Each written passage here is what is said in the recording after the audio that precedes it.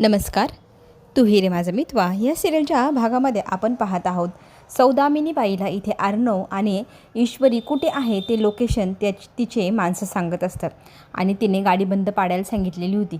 पण काय झाले, अर्णव आणि ईश्वरीने खटपट करून का होईना ती गाडी बरोबर चालू केलेली आहे.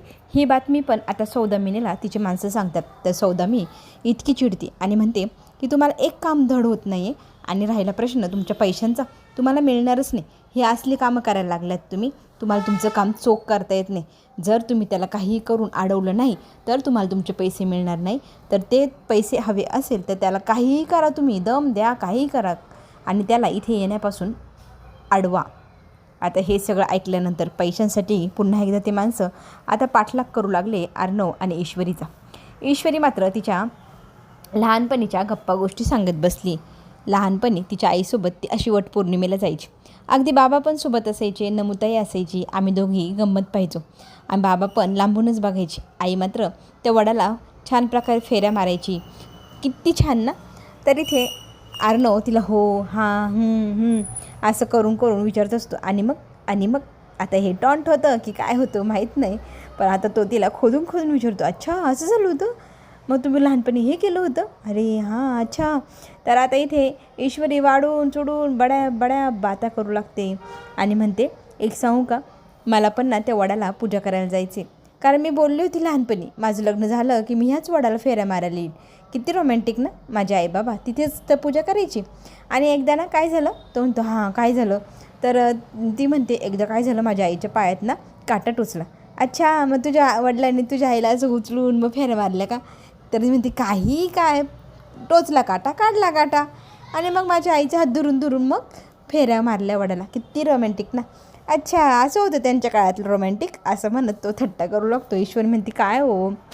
आता आपण घरी पाहत आहोत मामाची एकदम जोरदार तयारी चालू आहे, कारण त्यांना जायचं आहे त्या स्पर्धेमध्ये.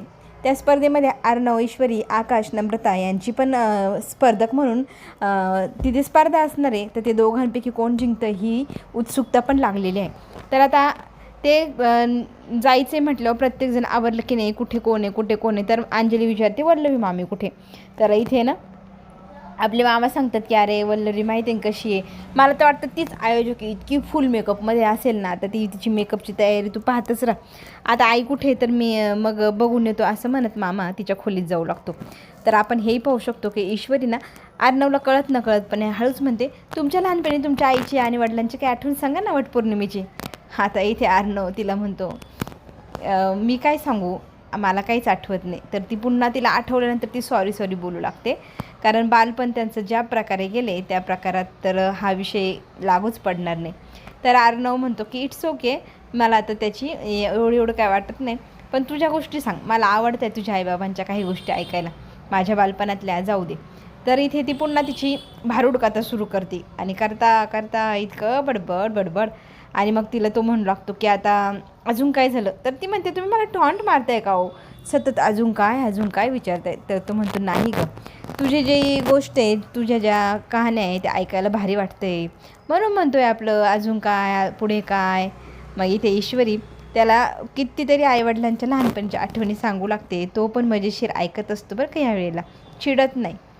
तर आपण पाहतोय की इथे आपल्याला मामा जरा टेन्शनमध्ये दिसतील, कारण मामा रूममध्ये जातात आणि आता त्यांना खोलीमध्ये ना एक रक्ताचा डाग दिसला आहे. वल्लवी तर खोलीत नाहीच आहे बुवा, कुठे गेली असेल म्हणून त्याचं टेन्शन. आणि त्या रक्ताच्या डागाला पाहून मामा एकदम हैराण परेशान, काय बुवा हे. हात लावून पाहायला जातात तर योगाने ना कॉल येतो आकाशचा फोन आल्यावरती ते फोनवरती बोलण्यात मग्न होऊन जातात, कारण आकाशने सांगितलं की बाबा आमचे तिकीट ना सापडत नाही, हॉल तिकीट, आणि त्याच्याशिवाय आम्हाला कॉन्टेस्टमध्ये स्पर्धेत भाग घेता येणार नाही. तर तुम्ही काय करा, माझ्या खोलीमध्ये जा आणि माझी ड्रॉवर्स हे ते सगळं चेक करा. चुकून जर तिथे माझे तिकीट्स राहिले असेल तर तिथे भेटेल, आणि मग आम्ही जर स्पर्धेत भाग घेऊ नाही शकलो तर आता इथे मामा म्हणतात बरं पहिल्या गाडीने तातडीने ताबडतोब जातो आणि तुझ्या खोलीमध्ये बघून येतो कुठे असेल तर आता मामा फोन ठेवतात आणि गडबडीत तिथे जाऊन चेक करू लागतात. अंजली विचारू लागते की मामा तू काय करतोयस रे, चल ना उशीर होतोय. अंजलीला तो सांगू लागतो का अगं गडबड झाली, तिकीट हरवले, हॉल तिकीट नसले तर ह्या चौघांनाही स्पर्धेत भाग घेता येणार नाही. तर आता ते तिकीट त्यांचं म्हणणं आहे की घरी आहे की नाही चेक कर, म्हणून मी चेक करत होतो. आणि अर्णवनं डुप्लिकेट तिकीट असं काहीतरी अरेंज करण्याचा प्रयत्न करतो आहे आणि तिथे पोचण्याचाही प्रयत्न करतो आहे. आता आपण हेही पाहू शकतो, आकाश हा गेलेल्या आयोजकांच्या ऑफिसमध्ये आणि त्यांना जाऊन थेटच तो बोलतो की आमची तिकीट मिळाली नाही, तर आम्हाला डुप्लिकेट किंवा असं काही असेल तर त्या पद्धतीने आम्हाला स्पर्धेत भाग घ्यायचे तर एंट्री मिळवून द्या. स्पर्धकांना जे काही नियम आहे, अटी आहे त्या तुम्हाला आहे आणि तुमच्याकडनं ते तुमचे पासेस हरवले तर तुमचा प्रॉब्लेम आणि आम्ही तुम्हाला कुठल्याही प्रकारची मदत करू शकणार नाही, हा आमचा नियम. इतक्या अटी शर्ती हे सगळं ऐकून आपला आकाश मात्र आता भडकलाय आणि तो डायरेक्ट थेट आरे रावीवरती आला आहे आणि तुम्हीच आम्हाला तिकीट दिले नाही आणि तुम्हीच आमच्यावर रुबाब करताय ना, असा चिडलेला आकाश पहिल्यांदा आपण पाहतोय ना. स्पर्धेत भाग घेणं किती महत्त्वाचं आहे हे त्याला माहिती आहे, त्याच्यासाठी त्याचा इतका जीवाचा संताप होतोय. मात्र आता इथे नम्रतागिरी आपण पाहूया बरं का. नम्रपणे नम्रता त्या आयोजकांची माफी मागते आणि प्लीज आम्हाला मदत करा, आम्हाला एंट्री करण्यासाठी काहीतरी मदत करा म्हणून हात जोडून कशीबशी त्या आयोजकाला तयार करते. आणि तो म्हणतो की माझे जे प्रमुख जे वरचे आहे त्यांच्याशी मी बोलतो, ते हो म्हणाले तर तुम्हाला एंट्री मिळेलच, पण फक्त तुमची एंट्री तुमच्याबरोबर आणखी कोणाला घ्या वगैरे असं म्हणणार असेल तर होणार नाही. तर आता इथे लगेचच नम्रता म्हणते हो चालेल, आमची ते एंट्री करून घ्या. आकाश मात्र आता इथे पण संतापतो बरं का, आपलीच का बरं, त्या दोघांची का नाही, मग नाही चालणार. नम्रता मात्र होकार देऊन त्यालाही तयार करायला भाग पाडते, कारण एक तरी जोडी भाग घेतली, जिंकली, मग त्यातनं आपल्याला आपल्या कंपनीला वाचवण्यासाठी पैसा उभा करता येईल असं म्हणत इथे नम्रताने आकाशला गुंडाळलेले आणि तिचा जो हेतू आहे तो तिलाच माहिती. मात्र इकडे आता देशमुख बाईला आयोजक फोन करतात आणि सांगू लागतात आकाश टेक्स्टाईलचे मालक आले, त्यांचे म्हणणे की आम्हाला एंट्री द्या, पण ती म्हणते की ते अर्णवला नाही द्यायची, याला द्यायची तर द्या. मग इथे ही बातमी आता आयोजक सांगतात आकाशला की तुमची एंट्री फिक्स. पण आता आपण इकडे पाहू राहिलो आहे की अर्ध्या रस्त्यामध्ये वाटेमध्येच ना एक गाडी अर्णव ईश्वरीच्या गाडीसमोर आडवी आली. त्यातनं बरेचसे लोक बाहेर आले, हातात दांडे काय जे भेटल ते घेऊन आले, चाकू कोयते. आता हे सगळे आल्यानंतर अर्णव मात्र बायकोला म्हणतो की काहीही झालं तरी बाहेर पडायचं नाही. तरी इथे म्हणते की ती नको, मला भीती वाटते, तुम्ही एकटे बाहेर झाला आणि काही गडबड झाली, तुमच्या जीवाला काही धोका निर्माण झाला तर. पण त्यांनी दिलेली आता इथे तिला ताकीद आहे, तू बाहेर यायचं नाही, मी बघतो यांचं काय करायचं. आता बघता बघता यांचे 2-2, 4-4 हात सुरू झाले. फाट. अर्णवची हिरोगिरी या सिरियलमध्ये हेच खूप आहे बाबा, सारखी हिरोगिरी दाखवायची कामं चालू असतात, यांच्याच मागे बरे गुंड लागतात रे. चला आपण इकडे आता महत्त्वाची गोष्ट पाहू शकतो की उमाकांत जे काय आहे ते दोघं कांत.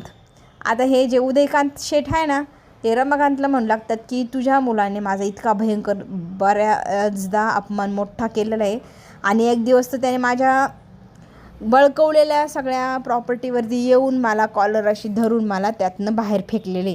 तो क्षण मी कधीच आयुष्यात विसरणार नाही आणि त्याला मी कधीच माफ करणार नाही, त्याचं तर मी वाटोळं घालूनच ठेवणार आहे. तर इथे रमाकांत म्हणू लागतो की तू एवढ्या मुलालाही सोडेन असं झालं आहे, काय दुश्मनी होती रे आपली अशी, असं वाईट काय केलं होतं मी तुझं, बरं मी केलं तर केलं, माझ्या मुलाच्या मागं का लागला आहे तू, अरे त्या लहान बाळांना जीवांना तरी सोडा तुम्ही, कशाला या भाऊबंदकी ह्या सगळ्या खटेरावीत आरेरावी करतायत त्यांच्याशी.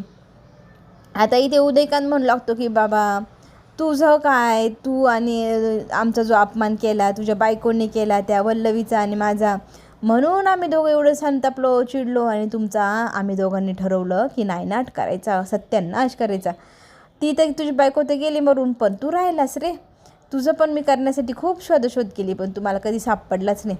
मग एक दिवस काय माझ्या उरावरती तुझे पोरं बसायला आले, तर त्या अर्णवने माझी जी इज्जत काढली किंवा आपण जो म्हणतो ना अपमान केला आहे, त्या अपमानाचा बदला घेण्यासाठी नाही इथे उदयकांतने आता ठरवलेलं असतं आणि इथे तो काहीही केलं आता अर्णवला उद्ध्वस्त करण्यासाठी कुठल्याही स्तराला जाऊ शकतो. तर इथे रमाकांत म्हणू लागतो की तुम्ही दोघांनी जे केलं आहे ना, तर मी ते सगळं अख्ख्या जगाला ओरडून सांगेल. उमाकांत सांगतो की कोणाला सांगायचं नाही, तरच तुला बाहेर जिवंत आम्ही जाऊ देऊ.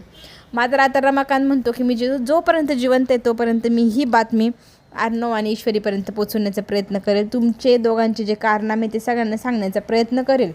पण आता उदयकांत धमकी देतो, जर तुला जिवंत स्वतःला ठेवायचं असेल तर ही गोष्ट कधीच कुणाला कबूल व्हायची नाही. मात्र आता ह्या उदयकांतच्या ह्या एवढ्या अटी शर्ती ज्या काही त्याच्या त्या फालतूगिरीच्या ज्या बाता आहेत त्या सगळ्या गोष्टींना रफू दफू करून आपला रमाकांत म्हणतो की मी काय गप्प बसणार यातले नाही, मी प्रयत्नशील राहील आणि प्रयत्न करेल, इथून बाहेर पडल्या तुमच्या दोघांची कारणं मी सगळ्यांना सांगणार म्हणजे सांगणार. आपला जो हिरो आहे ना चॉकलेट बॉय इथे आता मारामारी करण्यात व्यस्त आहे. चांगलीच मारामारी चालली त्याची. त्यात ना एक गुंड आहे तो पाठीमागच्या साईडने येतो आहे अर्णवला कोयत्याने मारण्यासाठी.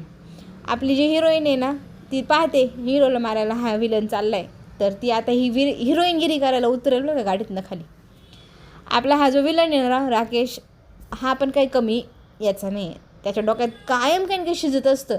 त्याचा ना थोडासुद्धा आपण अंदाज लावू शकत नाही. यार काय भयंकर बाबा, आपण इतके विलन पाहिले पण ह्या विलनसारखं मी विलनच पाहिलेलं नाही ज्याचं डोकं इतकं भन्नाट पुढचं पाऊल म्हणतो ना तसं चालतं. आपल्याला सिरियलमध्ये अंदाजसुद्धा येत नाही की हा काय करून बसणार. आता हा बघा आपल्यासमोर फक्त पाणी मागतोय आणि हा जो हवालदार आहे पाणी आणून देण्यासाठी मडकं उचलतो. त्यात दुसरा येतो आणि म्हणतो की मी आणून देतो यांना पाणी, तू इथे उभं राहा. आता तो दुसरा माणूस आहे तो जातो पाण्याचा घडा घेऊन येतो आणि ह्या पहिल्या माणसाला म्हणतो की तू जा, मी आता लक्ष ठेवतो. आता हे जे पाणी आहे याच्यात पाणी आहे का लोणी आहे त्यालाच माहिती. चेक केलं, इतका खुश झालेला आहे राकेश त्या पाण्याला पाहून. पाणी आहे का नाही आता त्यात काय ते त्यांनाच माहिती. पण आता त्याच्यासाठी एक पार्सल का होईना आपण म्हणतो ते त्याच्यात येऊ शकतं बरं का. पण आपण आता अंदाजसुद्धा लावू शकत नाही की हा माणूस काय करणार आहे. अरे ट्विस्ट बनवणारा सुद्धा दमून जाईल की राकेशचं डोकं कुठे चाललं आहे, तो काय बनवणार आहे. राकेशला तर माझा मानाचा मुजरा. चला आपण इकडे पाहतोय की ही जी हिरोईन आहे ना आपली हिरोईनगिरी करायला गाडीतनं उतरलेली आहे आणि ईश्वरी इतकी संतापलेली की माझ्या नवऱ्याला मारायला कोयता घेऊन चालला आहे हा. याचं आता काही खरं नाही. आता गाडीतून उतरून हिची हिरोईनगिरी बघा. हा आता त्या विलनच्या मागून जाऊन त्याचा हात पकडून पिळवटून त्याच्या एक ठेवून त्याच्या हातातला चाकू खाली पाडते. अर्णवला काय जमल एवढी भारी मारामारी ह्या ईश्वरीने केलेली आपल्याला पाहायला मिळणार. चांगलीच जिरवताना हे दोघं नवरा बायको त्या गुंडांची दिसतीलच. आपल्याला हे पाहिजे. आता हे स्पर्धेत जाता कसे पोचल्यानंतर तिथे इतका गडबड गोंधळ तीच सगळं करून या आयोजक जे आहे त्यांच्याकडनं स्वतःसाठी तिकीट ते कसे मिळवतात आणि कसे पोहोचतात हे सगळं काही पाहण्यासाठी आपल्याला पुढचा भागच पाहावा लागणार आहे. प्रोमोमध्ये सुद्धा आपल्याला यांनी थोडीसुद्धा आयडिया दिलेली नाही का पुढच्या भागात हे काय करू शकतील. त्याच्यामुळे आता आपण यांची फक्त इतके किलोमीटर मी तर म्हणते इतक्यात मुंबईवरून नाशिकला हे पोचले पण असते एवढ्या वेळात. साऱ्या सकाळची निघालेले तरी स्पर्धेला पोचलेले नाही आहे. तर आमच्या नाशिकमध्ये तर आम्ही 2-3 तासात तर मुंबईला बी पोचून जातो. चला इथे आपण पाहतोय की हे अजूनही टाईमपास करत त्यांची ती स्पर्धा चाललेली आहे पोचण्याचं ठिकाण. मात्र इथे वल्लवी पोचलेली आहे बरं का रमाकांतला धमकी देण्यासाठी. आणि एक महत्त्वाची गोष्ट त्यांनी जी व्हिडिओ क्लिप आणि जे बनवले ते कुठे ठेवले हे जे पुरावा आहे ना आता रमाकांतने तो इथे वल्लवीला सांगितलं आहे तुझ्या विरोधातला पुरावा मी लपून ठेवलेला आहे. आता तो शोधणं हे म्हणजे वल्लवीसाठी खूप मोठं चॅलेंज आहे. उदयकांत म्हणतो की याला मारून टाकूया. वल्लवी म्हणते याला मारून जरी टाकलं तरी याने जो पुरावा तयार करून ठेवला आहे माझ्या विरोधात त्याच्यानुसार तरी काय सिद्ध होईल की मीच रमाकांतला मारले. मला तो पुरावा पहिले नष्ट करावा लागेल, मग आपण ह्या माणसाला नष्ट करू. चला तर मग पुढे जो ट्विस्ट येणार आहे तो पाहण्यासाठी आपण तयार राहा. चॅनलला नक्की लाईक करा, सबस्क्राईब करायला विसरू नका. कमेंटमध्ये सांगा कसं वाटतंय सिरियल. आपण पुन्हा भेटूया. धन्यवाद.